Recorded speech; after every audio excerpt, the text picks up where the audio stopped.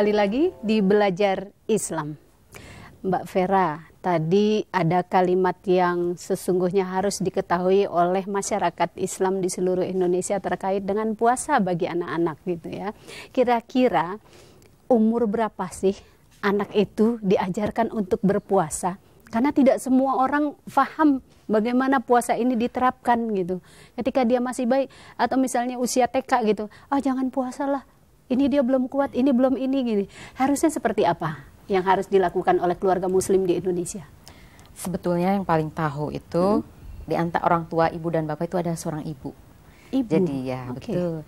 Jadi ketika ibu itu mengandung anaknya, tidak ada salahnya kalau ikut berpuasa. Kalau memang dokter itu mengizinkan kan gitu, secara fisik maupun kesehatan memungkinkan untuk berpuasa bagi seorang ibu yang hamil, itu tidak ada yang tidak mungkin kan gitu. Lakukanlah gitu, perkenalkan bayi kita dalam kandungan ya gitu, bahwa memang puasa itu adalah tanamkan di dalam hati kita, diberitahukan kepada anak kita bahwa puasa itu adalah menyehatkan gitu kan. Nah setelah itu setelah anak berinjak balita gitu, nah, baru kita perkenalkan. Saya rasa anak itu akan melihat lah gitu ya dalam pengamalan kita sehari-hari gitu kan.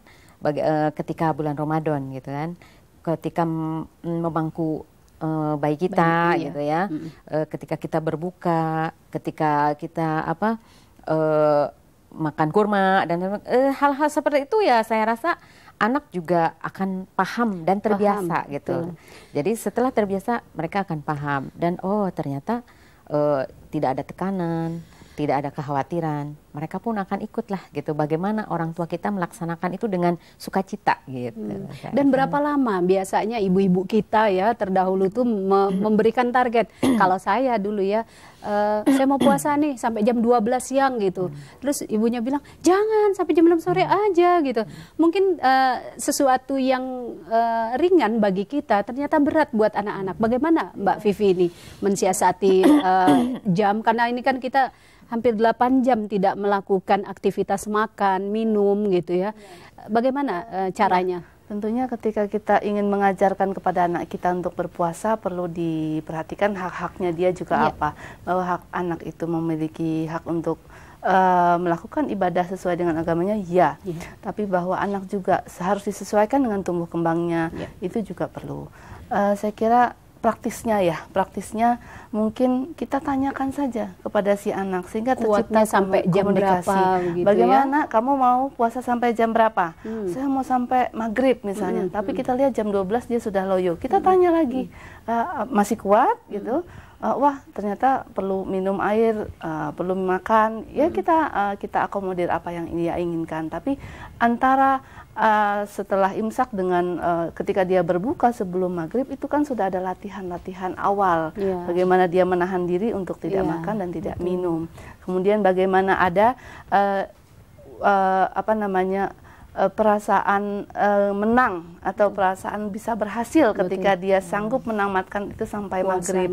Tentunya kita apresiasi, kamu pintar nak, kamu kuat ternyata, seperti ada itu. penghargaan, ada penghargaan ada dari orang tua sehingga anak-anak besoknya semangat lagi untuk puasa. Karena puasa ini kan sebulan, 30 hari. Sehingga ada penelitian yang mengatakan ketika kita melakukan sesuatu secara berturut-turut dan rutin selama lebih dari 3 minggu, maka itu akan menjadi bagian dari diri kita. Tentu inilah salah satu hikmah Ramadan, kenapa tidak sehari atau 2 hari tapi sebulan, sehingga sangat penting itu, sangat penting ya, menjadi inherent ke dalam diri kita. Ya, terkait dengan masalah anak-anak yang masuk usia akil balik misalnya ya, laki-laki kan tidak ada liburnya, tapi bagi perempuan ini anak-anak SMP itu atau anak SD yang sudah menarse, dia tidak diperbolehkan untuk berpuasa. Bagaimana cara strateginya menjelaskan kepada anak laki-laki?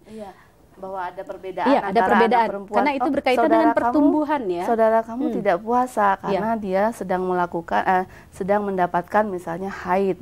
Kalau haid itu tidak boleh berpuasa. Itu juga penting dijelaskan orang tua kepada anak sehingga anak tahu ada perbedaan antara laki-laki dan perempuan. Selain ini memberikan pendidikan kepada mereka mengenai hak-hak dan kewajiban laki-laki dan perempuan, itu juga memberikan pengetahuan, oh ada ternyata efek dari seks atau genital yang berbeda kepada pertumbuhan mereka. Ya, bagaimana Mbak Vera melihat fenomena seperti yang disampaikan oleh Mbak Vivi tadi, bahwa laki-laki tidak diberikan privilege oleh Allah gitu, kemudian perempuan ini kan ada masa haid, kemudian dia libur puasa, apa yang harus dilakukan ketika harus dia memulai puasa lagi? Ada cara-cara tersendiri nggak yang harus sampaikan? Dia harus bersuci gitu? Ya, untuk saya itu ada 3 yang bisa kita garis bawahi dari apa yang dibicarakan oleh Mbak Maria ya.